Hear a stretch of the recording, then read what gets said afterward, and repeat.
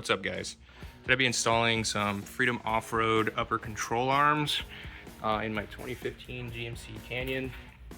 I already got the Rocky Ridge coilovers on, and the stock arms are actually binding up on the factory droop stop here and making a lot of noise. Plus the ride's a bit bad because when you lift it you lose some caster, so these new ones actually correct it by relocating it just a bit. So it should push the wheel back, is how my old ones were. But anyway, today I'm going to try and show you guys how I'm doing it without removing the coilover. So far I've just got the wheel off and I got the upper ball joint loose, and everything's hanging just on this ratchet strap.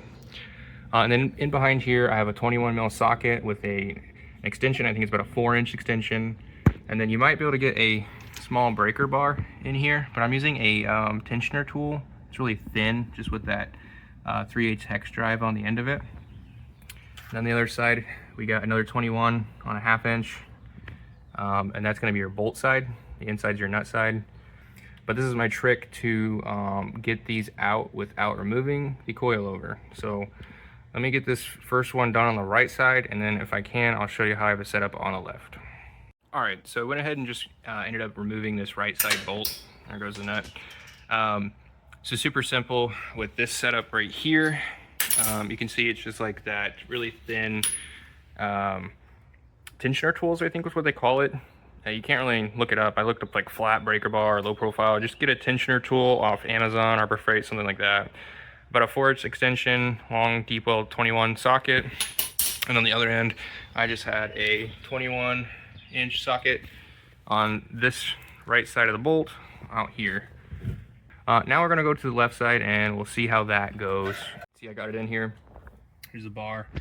Sneaking in just past the coilover. It's a bit tight here, but it does reach. And we got enough engagement on that nut inside that pocket, so we're good to go there. So I'm gonna get this one off and we'll pull out the original arm. Perfect, so I went ahead and I got the nut out here. Same tool. The control arm will fall once you loosen them up, so just be aware of that. But yeah, now we're just gonna pull this bolt out. There we go.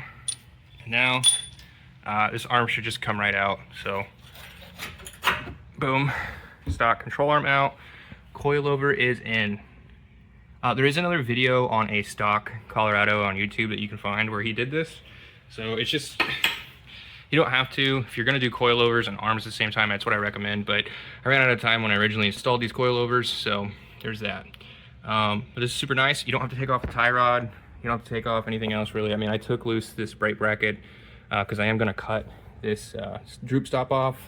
Now I'm gonna get the new arm all situated in there, and we'll get to putting this back on. Okay, as you can see, I got the arm installed partially. So the arm is in the frame and I got the 2 bolts ran through, but there's no nuts yet. I jumped the gun a little bit. I still need to cut off this droop stop here on the right side. I got the droop stop cut off now and it's all painted up. And now I can finally torque this thing up. All right, so we got the that tool in there, tensioner tool, and I got my torque wrench set to 118 foot-pounds. That's going to be for both top control arm mounting bolts in the back to the frame. For the ball joint, the upper ball joint, it's going to be 37 foot-pounds, and then you're going to rotate the nut 90 degrees beyond that. Alright, so I got the ball joint all torqued up to that 37 plus 90 degrees, and I put the wheel on with 2 lug nuts, still up in the air, but then I crank the wheel. So this is at full droop, and as you can see, this is stock wheels with 265/70s, and we barely have any room, maybe like 1/4 of an inch between the tire and the control arm. So maybe to get spacers. This is full lock to the right side. Now I'm gonna turn it, go back to full driver, and oh man, so as you can see, we're gonna need spacers. Let me show you what this looks like. Straight wheel. I also need an alignment, but here we go. Stock fitment.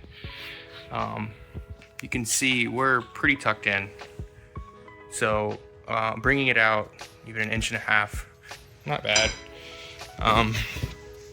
This is going to be it for the Freedom Offroad upper control arms on a 2015-2022 Chevy Colorado GMC Canyon. Leave a comment down below if you have any questions. This is super simple. Anyway, thank you for watching, and look out for my next video.